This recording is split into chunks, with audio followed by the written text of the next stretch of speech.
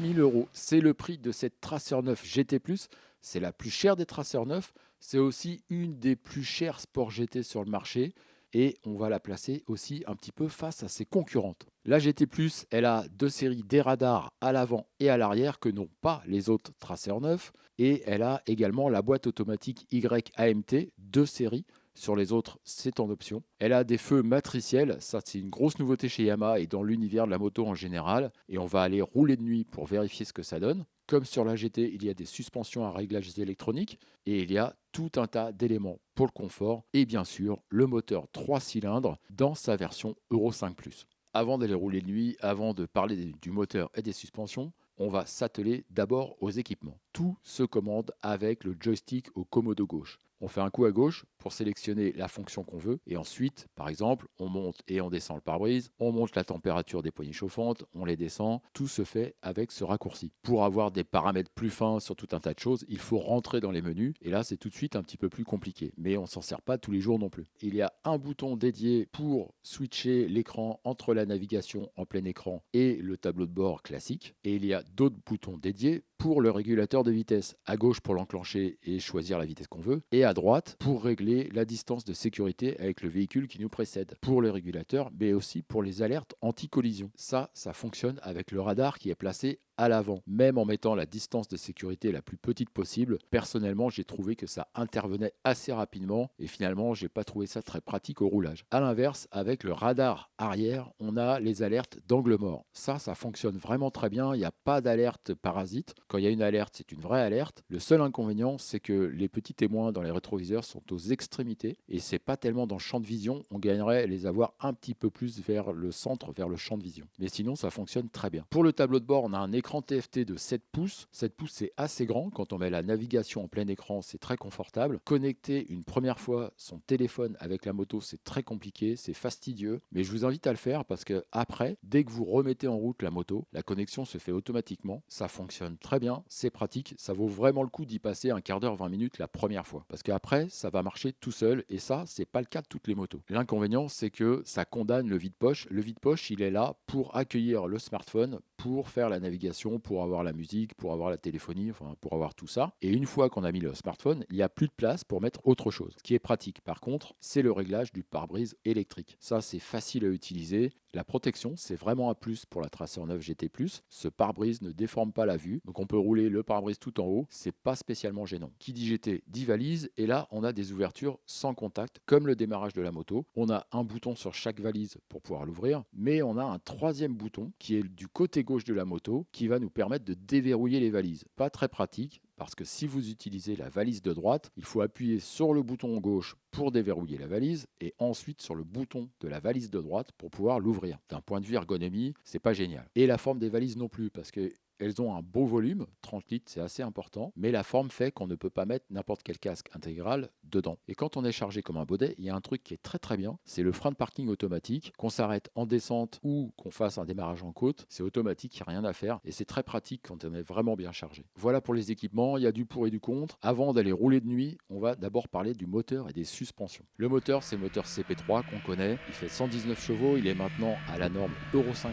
Il faut bien reconnaître qu'il n'est pas aussi sportif qu'on l'a connu. Il faut être au-dessus de 4000, 4500 tours pour avoir des bonnes relances. Il a peut-être perdu un petit peu de gras qu'on avait en bas, mais bon, c'est quand même très efficace. Il est associé à la boîte YLT qui est de série sur la GT+, en option sur la GT et sur la Tracer 9 standard. Alors cette boîte, elle n'est pas tellement réactive. On l'avait connue très réactive sur la MT-09. Là, j'ai l'impression que c'est pas vraiment la même chose. Elle a du mal à tomber un rapport pour une relance, qu'on soit en mode D ou en mode D+, ça change pas grand-chose. Il faut vraiment insister pour qu'elle tombe un rapport. À une allure modérée, il y a pas mal d'à-coups. Et puis tout de suite, elle enchaîne les rapports. Donc ça doit être bien pour la conso. Mais c'est vrai que pour les relances, pour avoir un petit peu de nervosité, c'est pas toujours très bien. En fait, ce qui est bien, c'est de passer en mode manuel et en mode sport. Et là, on a une réactivité pour changer les rapports qui est vraiment très bonne. Mais il faut utiliser la gâchette. Alors moi, les gâchettes, j'aime bien. On monte les rapports, on les descend. C'est hyper réactif. Et puis en plus, ça évite de bouger sur la moto parce qu'on bouge pas le pied. Il y en a qui préfèrent les sélecteurs. Moi, personnellement, j'aime beaucoup la gâchette. C'est un coup à prendre. Mais c'est super efficace. Alors cette boîte, on l'avait trouvée super réactive sur la MT-09, elle est moins là. Alors pourquoi? Je sais pas, peut-être une question du poids de la moto, peut-être une question de géométrie parce que c'est pas le même bras oscillant, il est un petit peu plus long ici, peut-être un réglage électronique, je ne sais pas, peut-être une combinaison de tout ça, mais la boîte, elle n'est pas aussi réactive qu'on aurait aimé. Après, ça reste du confort, hein. Quand on roule en ville,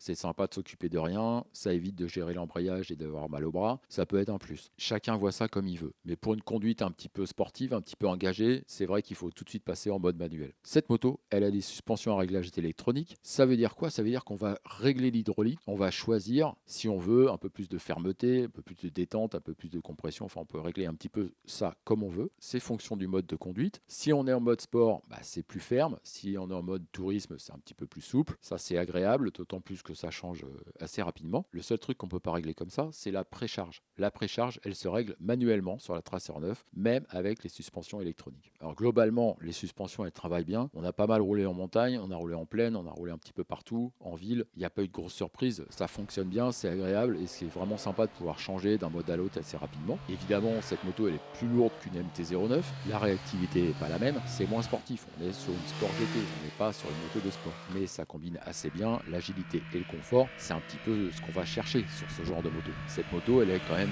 beaucoup plus GT que sport. Je vous mets le lien en bio de notre essai 1000 km avec les consommations vérifiées sur route, sur autoroute et même en ville. On passe au roulage de nuit parce que cette moto, elle a une particularité, c'est les phares matriciels. C'est la seule moto qui a ça, ça n'existe pas ailleurs sur d'autres motos et c'est censé apporter un confort de conduite la nuit inégalé. Bon, on passe sur l'esthétique, chacun a son opinion là-dessus, mais le résultat est quand même assez mitigé. La première chose, c'est que les phares matriciels ne sont pas enclenchés d'office, il faut les enclencher. Et si vous faites un appel de phare, ils se désenclenchent, il faut donc les réenclencher. Sur les grands axes, ça fonctionne très bien. On voit le faisceau lumineux qui bouge devant nous comme ça, c'est assez rigolo et ça fonctionne très bien, jamais personne nous fait un appel de phare, c'est très concluant. Quand on rattrape quelqu'un ou quand on croise quelqu'un, même une moto, ça fonctionne très bien. Le faisceau s'adapte, ça gêne personne, c'est vraiment parfait. Là où ça fonctionne moins bien, c'est dans les virages, dans la nuit noire. Là, il alterne feu de croisement, feu de route, feu de croisement, feu de route. En fait, on a l'impression qu'il ne sait pas où il en est. Et puis nous, on est perdu parce qu'on est tout le temps en train d'adapter notre vue à la luminosité qui change. C'est pas tellement sécurisant. Et franchement, j'ai préféré rouler en plein phare ou en feu de croisement. Enfin, en tous les cas, choisir que de le laisser faire. Et c'est dommage parce que sur le principe, le système est vraiment bien. Mais finalement, des feux de virage normaux,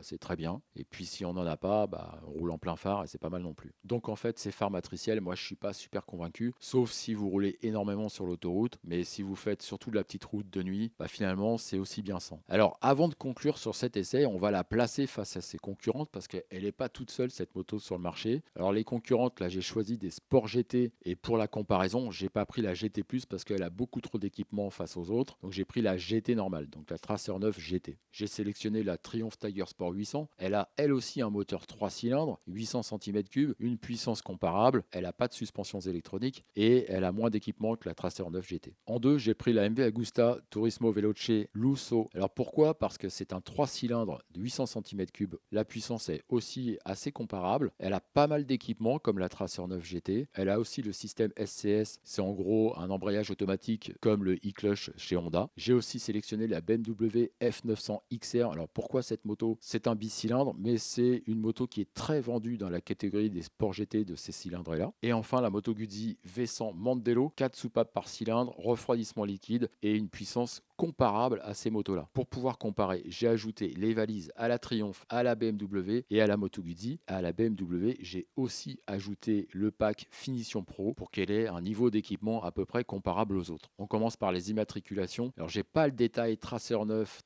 GT et GT+, mais le volume des Tracer 9, il est très important. C'est vraiment un gros succès pour Yamaha. Je vous disais que la BMW, elle fait beaucoup de volume, donc elle est en 2 avec la F900 XR. En 3, on a la Tiger Sport 800 qui se détache un petit peu, mais la Tiger Sport 800, elle est arrivée au printemps de l'année dernière, donc on n'a pas une année pleine en termes de volume. En 4, la Moto Guzzi V100 Mandello, une moto méconnue malgré son niveau d'équipement qui est très élevé. Et en 5, la Turismo Veloce, celle-là, elle est confidentielle. En plus, elle est disponible que en Euro 5, donc vous la trouverez en occasion ou éventuellement chez un concessionnaire chez qui il en reste une. Mais bon, la star de la catégorie, c'est la Tracer 9. Le poids en ordre de marche, j'ai rajouté 10 kg pour les motos qui n'avaient pas de valise, donc la Triumph, la BM et la Moto Guzzi, et j'ai estimé le poids de 90% du volume d'essence sur la MV Agusta en tenant évidemment compte de la la densité de l'essence. La MV, c'est celle qui a le réservoir le plus gros. Alors la plus légère, c'est la Triumph, mais elle est aussi moins bien équipée que les autres. En 2, on a la BM qui est légère, mais par contre, elle a le plus petit réservoir de la catégorie. En 3, on a la Tracer 9 GT avec son réservoir de 19 litres. En 4, on a quand même la MV Agusta avec son réservoir qui est le plus important de cette sélection. Et pas loin, la Moto Guzzi qui a un réservoir de 17 litres, mais elle a aussi un cardan. Et un cardan, ça pèse un peu lourd. La Tracer 9 GT, elle est plutôt pas mal placée avec un réservoir qui est juste le deuxième en contenance derrière celui de la MV. C'est pas mal du tout. En termes de puissance, la Tracer 9, c'est celle qui en a le plus, mais les autres sont pas loin derrière. La Triumph et la Moto Guzzi font toutes les deux 115 chevaux. C'est à peine 4 chevaux de moins que la Yamaha. La MV Agusta est à 110 chevaux. Celle qui est un petit peu en retrait, c'est la BM avec ses 105 chevaux. Mais globalement, ça se tient, mais la Tracer 9 GT est quand même en tête. On est sur une Sport GT, les valises c'est important. On voit que c'est la MV avec ses 68 litres de valise qui est la plus intéressante de ce côté-là. En 2, on a la BMW avec 64 litres de valise, mais ces valises elles sont en option. En 3, on trouve la Tracer 9 GT avec les valises de série 30 litres chacune, donc 60 litres au total. Vraiment pas loin la Moto Guzzi avec ses 59 litres. Et en queue de peloton, la Tiger Sport 800 avec ses 57 litres. C'est celle qui a le moins de volume. La Tracer 9, elle est exactement dans la moyenne. Après, il faut choisir plutôt sport, plutôt GT. Si on est plutôt sport, on va mettre en tête la Tiger Sport 800 avec ses suspensions, son freinage, son moteur qui est vraiment sympa. Vraiment, c'est une moto qu'on prend plaisir à emmener. En 2, la MV Agusta, parce que son moteur, il est vraiment magique. Elle a plus de poids, mais elle a aussi beaucoup plus d'équipement. La seule contrariété, c'est le système SCS qui n'est pas toujours très sympa à utiliser. En 3, la BMW, parce que la puissance, elle est en retrait, mais bon, elle a l'avantage du poids. En 4, moi, je mettrais bien la Moto Guzzi. C'est pas un problème de puissance. Elle a un cardan qui rajoute du poids, mais par contre, elle a beaucoup plus de couple que toutes celles qui sont dans cette sélection. Et puis enfin, la Tracer 9 GT, parce qu'elle est quand même plus confortable que les autres, un peu moins sport que les autres. C'est une moto qui penche un peu plus vers le côté GT. Elle a ses valises, elle a l'écran TFT 7 pouces qui est de bonne qualité, elle a la protection qui est vachement bien, elle a tout un tas d'équipements qui font qu'elle est quand même au-dessus du lot sur le côté GT. En 2, la MV Agusta, parce qu'elle a aussi des valises, elle a aussi une protection qui est pas mal, et puis elle a beaucoup d'équipements. En 3, la V100 Mandello, parce qu'elle a beaucoup d'équipements, la protection elle est un petit peu en retrait. La version S, elle a un niveau d'équipement qui est pas loin du tout de la Tracer 9 GT+.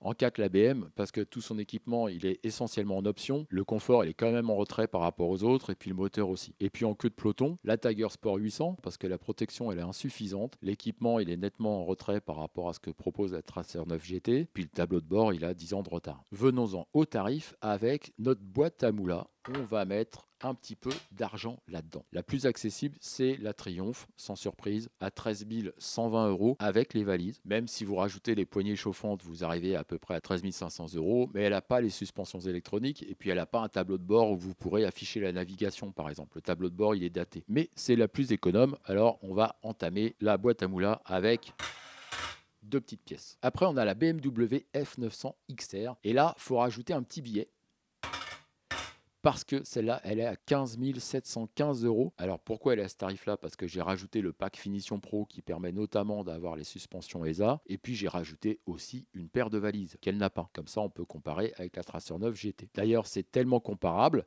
qu'on rajoute un tout petit peu pour arriver à 15 799 € pour avoir notre Tracer 9 GT. Et là, on rajoute à peu près 1000 €, un petit peu moins, pour avoir la V100 Mandello de Moto Guzzi à 16 749 € avec les valises. Vous avez également une version S très bien équipée, un peu comme il y a la version GT+, pour la Tracer 9. Et enfin, la plus chère, c'est la MV Agusta.